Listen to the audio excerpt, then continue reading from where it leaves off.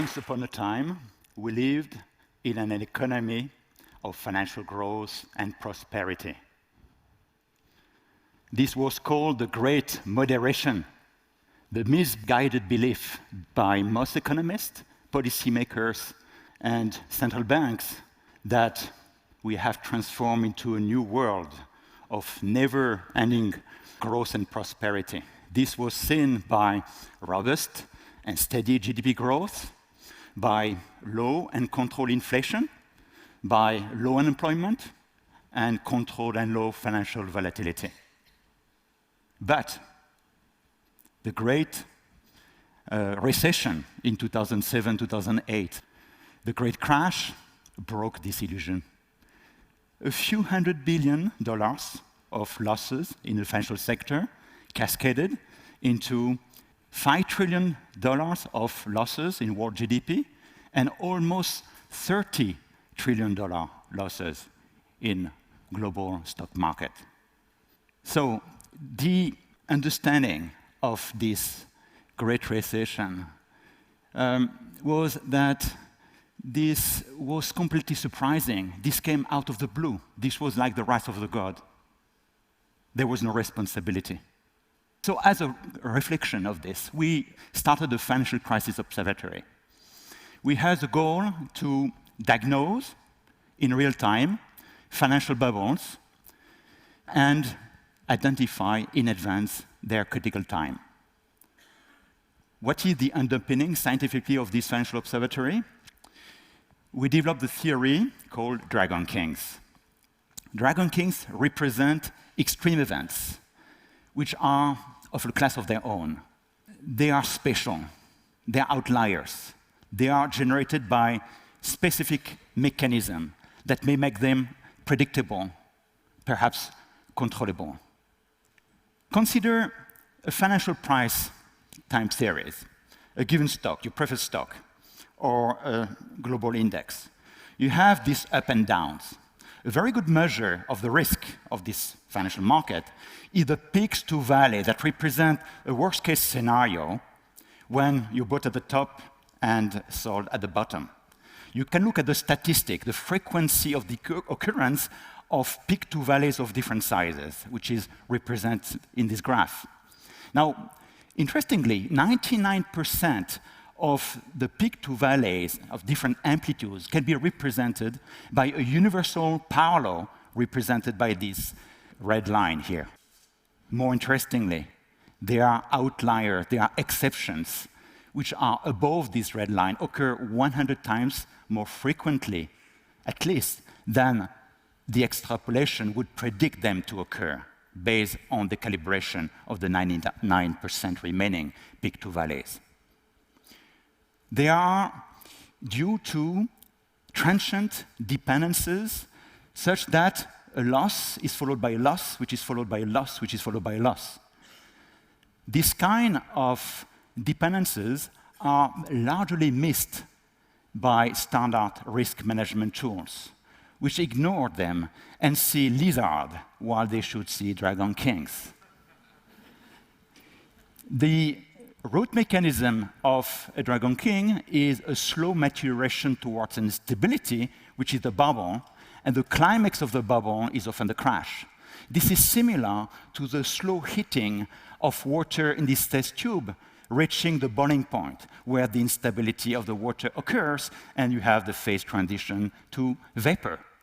And this process, which is absolutely nonlinear, cannot be predicted by standard techniques, is the reflection of a collective emergent behavior, which is fundamentally endogenous. So the cause of the crash, the cause of the crisis, has to be found in the inner instability of the system, and any tiny perturbation will make this instability occur. Now, some of you may have come to your mind that is this not related to the black swan concept you have heard about frequently? You remember, black swan is this rare bird that you see once and suddenly shattered your belief that all swans should be white. So it captured the idea of unpredictability, unknowability, that the extreme events are fundamentally unknowable. Nothing can be further from the Dragon King concept I propose, which is exactly the opposite, that most extreme events are actually knowable and predictable. So we can be empowered and take responsibility and make prediction about them. So let's have my Dragon King burn this black swan concept. There are many early warning signals that are predicted by this theory. Let me just focus on one of them, the super exponential growth with positive feedback. What does it mean? Imagine you have an investment that returns the first year 5%, the second year 10%, the third year 20%, the next year 40%. Is that not marvelous? This is a super exponential growth. A standard exponential growth corresponds to a constant growth rate, let's say of 10%. The point is that many times during bubbles, there are positive feedbacks, which can be of many times, such that a previous growth enhance, push forward, increase the next growth through this kind of super exponential growth, which is very transient, not sustainable. And the key idea is that the mathematical solution of this class of models exhibit finite time singularities, which means that there is a critical time where the system will break, will change regime. It may be a crash, it may be just a plateau, something else. And the key idea is that the critical time, the information about the critical time is contained in the early development of this super exponential growth. We have applied this theory early on, that was our first success, to the diagnostic of the rupture of key elements on the iron rocket. Using acoustic emission, this little noise that you hear a structure emit sing to you when they are stressed and reveal the damage going on. There's a collective phenomenon of positive feedback. The more damage gives the more damage. So you can actually predict, within, of course, a probability band, when the rupture will occur. So this is now so successful that it is used in the initial phase of qualifying the flight. Perhaps more surprisingly, the same type of theory applies to biology and medicine, parturition, the act of giving birth, epileptic seizures. From 7 months of pregnancy, a mother starts to feel episodic, precursory contraction of the uterus that are the sign of these maturations towards the instability, giving birth to the baby, the Dragon King. So if you measure the precursor signal, you can actually identify pre- and post-maturity problems in advance. Epileptic seizures also come in a large variety of size, and when the brain goes to a supercritical state, you have Dragon Kings, which have a degree of predictability, and this can help the patient to deal with this illness. We have applied this theory to many systems, landslides, glacier collapse, even to the dynamics of prediction of success, blockbusters, YouTube videos, movies, and so on. But perhaps the most important application is for finance. And this theory illuminates, I believe, the deep reason for the financial crisis that we have gone through. This is rooted in 30 years of history of bubbles.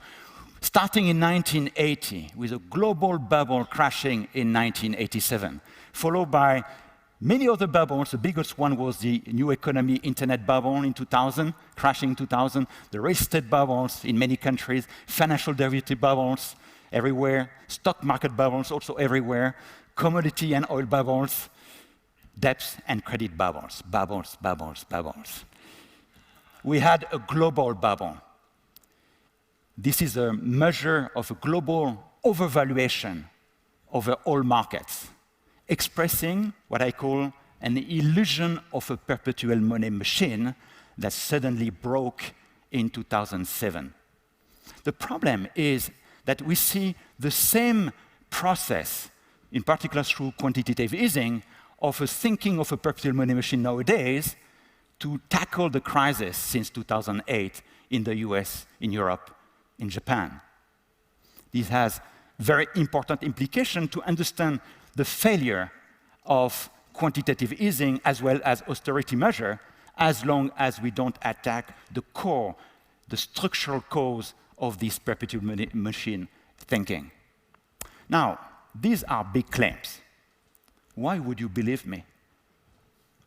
Well, perhaps because in the last 15 years, we have come out of our ivory tower and start to publish ex ante, and I stress the term ex ante, means in advance, before the crash confirmed the existence of the bubble or the financial excesses.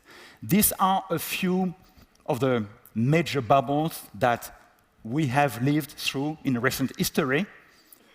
Again, many interesting stories for each of them. Let me tell you just one or two stories associated with massive bubbles. We all know the Chinese miracle.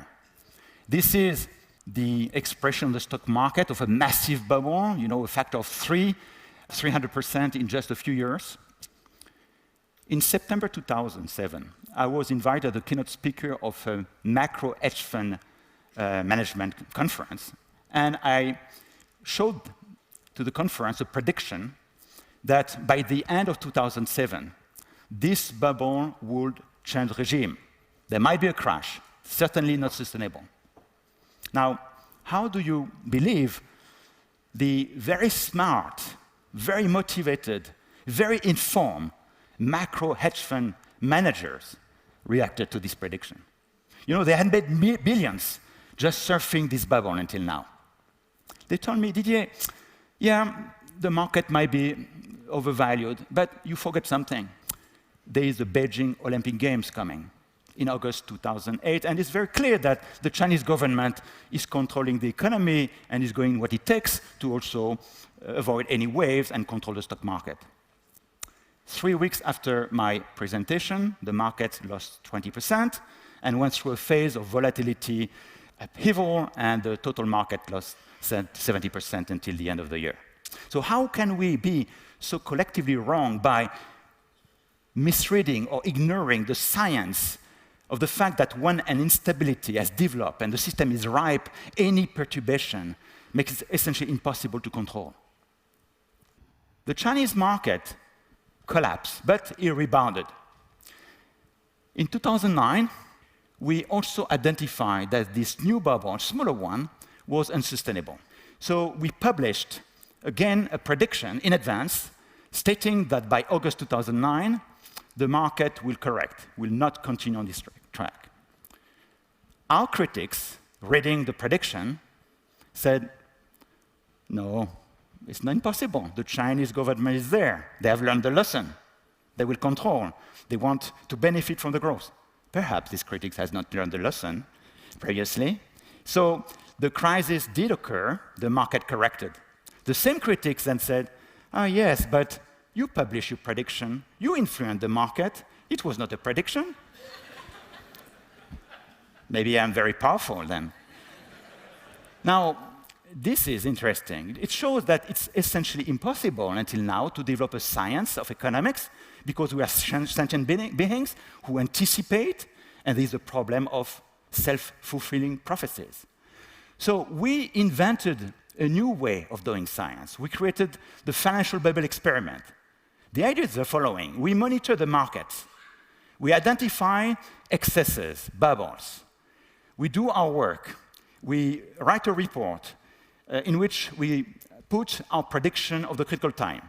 We don't release the report. It's kept secret.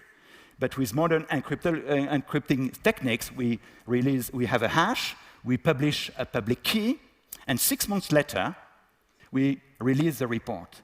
And there is authentication. And all this is done on an international archive, so that we cannot be accused of just releasing the successes. Let me tease you with a very recent analysis. 17th of May 2013, just 2 weeks ago, we identified that the US stock market was an unsustainable path, and we released this on our website, the 21st of May, that there will be a change of regime. The next day, the market started to change regime, course. This is not a crash. This is just the third or fourth act of a massive bubble in the making. Scaling up the discussion at the size of the planet, we see the same thing. Wherever we look at, in observable, in the biosphere, in the atmosphere, in the ocean, showing these super exponential trajectories characterizing an unsustainable path and enhancing a phase transition. This diagram on the right shows a very beautiful compilation of studies suggesting indeed that there is a nonlinear possibility for nonlinear transition just in the next few decades. So there are bubbles everywhere. From one side, this is exciting for me as a professor who chases bubbles and slays dragons, as the media has sometimes called me.